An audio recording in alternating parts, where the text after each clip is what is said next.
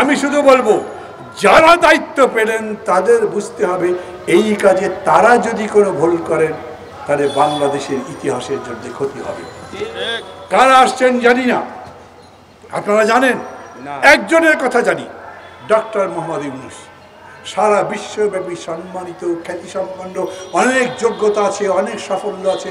আমরা আশা করি, যদিও তিনি কখনো রাজনীতি করেননি, তিনি একবার রাজনৈতিক দল করতে চেষ্টা করেছিলেন, রাজনৈতিক দল করতে পারেননি শেষ পর্যন্ত, তাতে কিছু যায় আসে না। এবার যদি তিনি সবার সহযোগিতা নিয়ে এই বিষয়টার মোকাবেলা করেন তাহলে এটা মোকাবেলা করা সম্ভব। কিন্তু মনে করবেন, মনে রাখবেন, এই পুনর্গঠন মানে কেবল অর্থনীতির পুনর্গঠন নয়, এই সামগ্রিক বিষয়টা হলো রাজনীতির বিষয়। কারা করছে এইগুলো?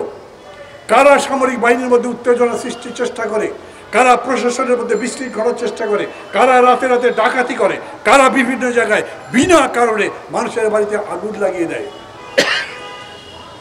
এগুলোর মধ্যে রাজনীতি বোঝারও দরকার আছে। All time Roma, you are so All time Roma, taste it, love it.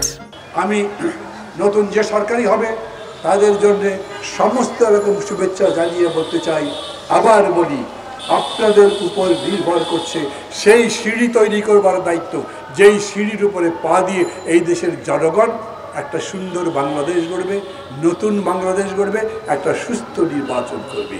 এই দায়িত্বে আপনাদের যদি কখনো মনে হয় যে আমি এটা বুঝতে পারছি না, পরামর্শ দরকার, সহযোগিতা দরকার, আমরা সবাই বলেছি আমরা আপনাদের সহযোগিতা করতে রাজি আছি।